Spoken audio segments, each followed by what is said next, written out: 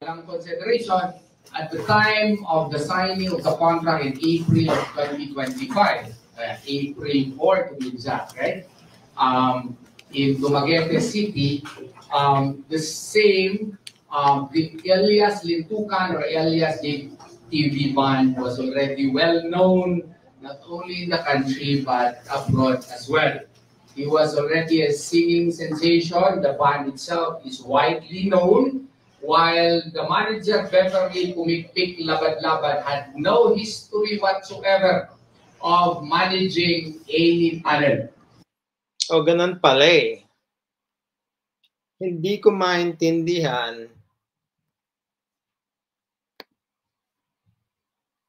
kung bakit si Elias pumirma sa kontrata. Ganyan pala eh. Wala palang history of managing artist si Beverly. Kung ganun, kung alam mo yun na wala pala siyang history, eh bakit ka pumirma sa kontrata?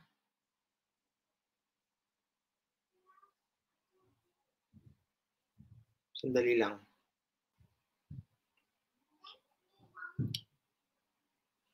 Kasi yun ang hindi ko maintindihan eh.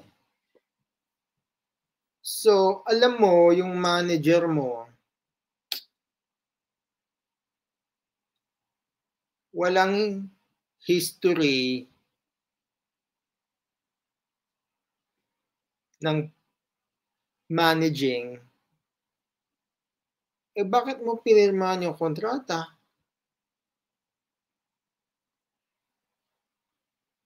Why did you hire her?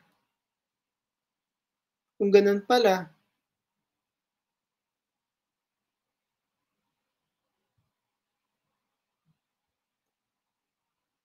Yun ang hindi ko maintindihan eh. Di ba si Elias, ano to, graduate ng criminology? Di ba? Sabi sa mga comment, hindi ko naman alam kung totoo. Pero kung graduate siya ng criminology, you should be able to see behaviors. You should be able to see signs, clues, yung mga character ng mga tao, their history.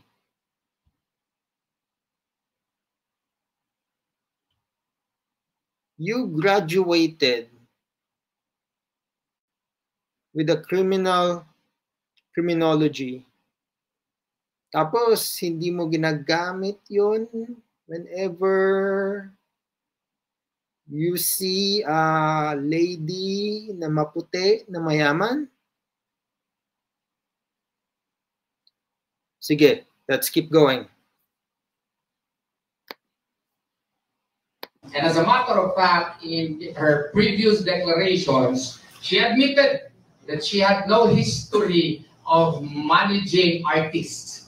So therefore, there is no claim that she had any contribution at all in so far as the popularity of Elias JTV Band itself or Elias himself. So when you sign a contract with a very well-known artist, there are three elements: cost, object, consideration. Was there a cost? Yes. Was there an object? Yes, but there was no consideration. So therefore, we feel that there was no contract at all, since one of the essential elements. Oh, sorry guys. So a few months ago, one of my friends turned me into this real estate investment strategy that lets me invest into government. Is missing, is absent. So therefore, it is void. Second, it was likewise, there was also dolo. And dun sa sinasabi niyang yun, hindi ako believe sa sinasabi niya. Like, I think like yung attorney ni Elias is just making excuses. Kasi ang sa akin, did you sign the documents or not? Kasi yung kabilang side, they can hire a forensic signature examiner para kung yun ba talaga ang signature ni Elias. They can hire somebody like that. Yun ang sa akin eh, like, is that your actual signature? Kasi if that is your signature, that is binding. Yung nakasabi, yung nakasaad doon sa documents na yon. So you have to follow whatever that is. Okay? Kaya hindi ko maintindihan bakit ka pumirma kung itong babaeng to, si Miss Beverly, is wala palang history of managing artists. Why would you hire her kung ganun pala? Why would you sign the documents?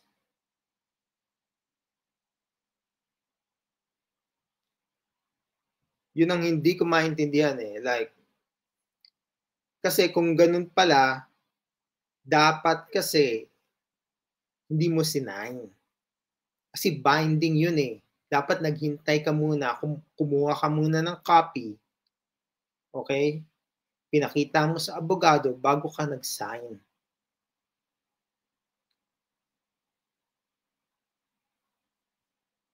To akosante. What is the meaning of that?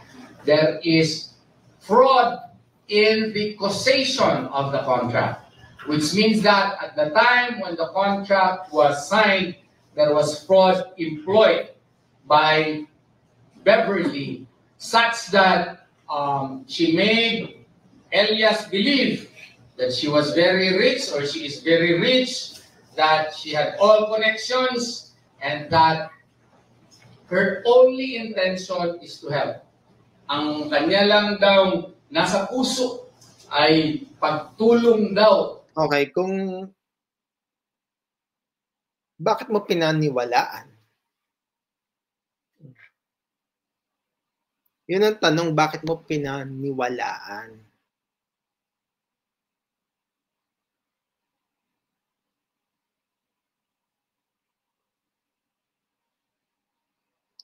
Kung you have a background, you graduated in criminology, kailangan you have an idea how people are. You can read or may idea ka how their behaviors are.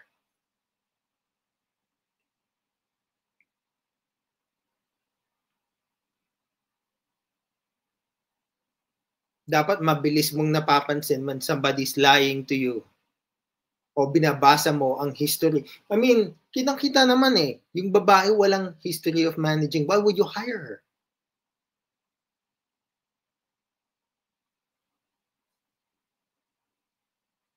Yun ang hindi ko maintindihan dito sa taong to eh. Because, yun nga eh, you sign the contract, tapos. That is binding. You need to be held accountable.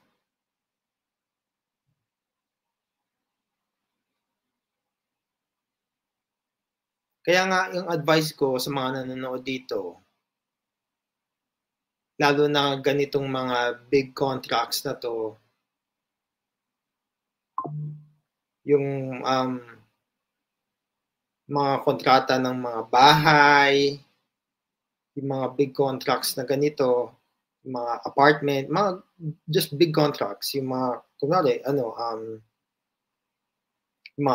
itong mga dokumentong ganito, like, you guys need to know what you are signing. And you need to be very careful about it.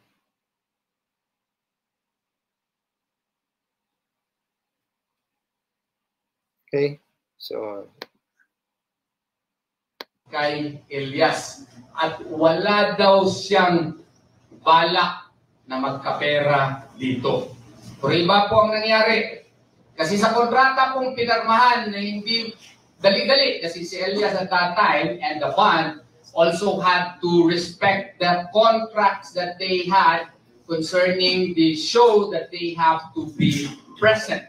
So, pinakita sa kanya without explanation, walang chance na maka-question sa details si Elias at wala huli na eh. Like hindi siya binibigyan ng chance na mag-question, na kumuha ng lawyer. Like you shouldn't be signing anything kung ganun. Siyang chance na makakuha ng abogado para magkonsulta, pinapirma.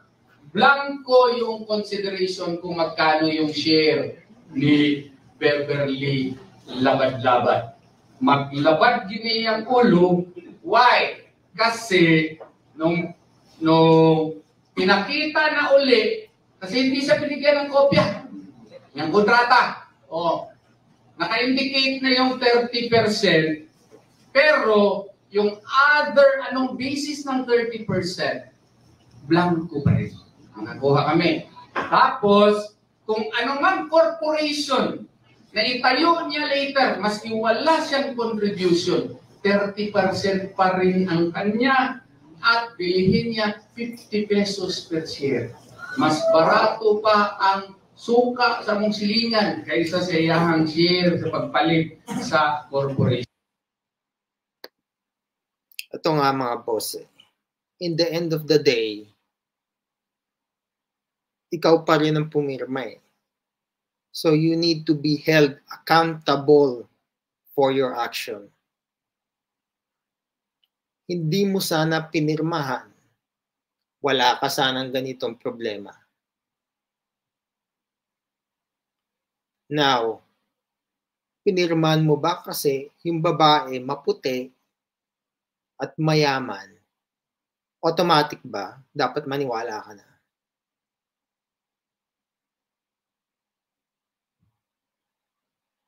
Isip naman, isip. Man, isip. Isip. Yung pa lang eh, sa simula pa lang eh. Sa simula pa lang, walang experience. O bakit mo hinaya?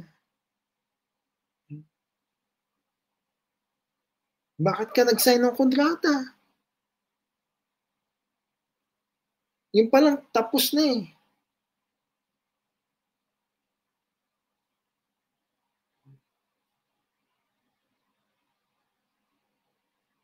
Tapos, nakagraduate ka pa ng criminology. Yun na. You should know about things. Dapat may idea ka.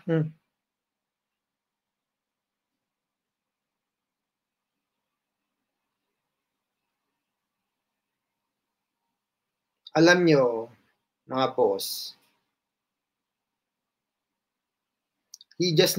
si Elias kasi, he needs to be held accountable sa action niya. Marami ng mga clues eh. Marami ng mga sign, walang experience. You should have looked at her history. Hindi mo dapat pinirmahan bigla-bigla. Ayaw ng walang, dapat may binibigyan ka ng chance na i-question yung kontrata. Kung ayaw, ibig sabihin, there's something is wrong. Alam mo dapat yun.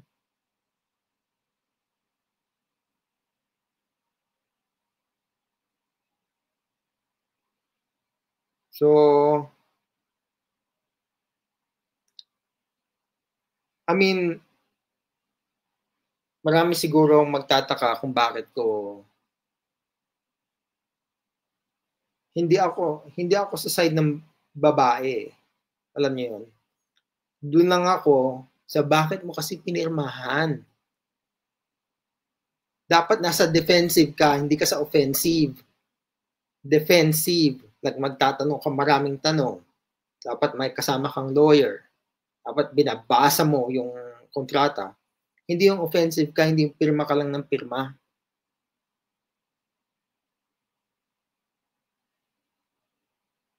So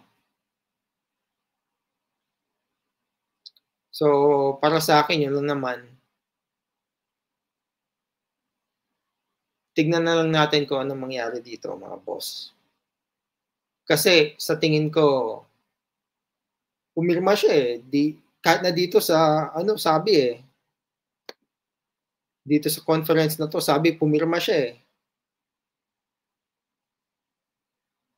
So, tignan na lang natin kung anong mangyayari. Pero kung hindi niya pinirmahan, iba, walang ganito, walang mangyayari na ganito. Parang hindi, ang nakikita ko sa kanya, hindi siya marunong pumili ng tao eh. Basta babae maputi, tsaka mayaman, pirma ka agad. Yan ang nakikita ko sa kanya eh. Nawawala siya sa isip. Pero choice niya to. Choice niya tong pumirma. Choice niya. Walang nagsasabi sa kanya. I mean, this is freely done. Okay? Walang nakatutok na baril sa kanya na pumirma ako, hindi papatayin kita. Walang ganon. He freely chose this. Now he has to freely suffer the consequence of his action.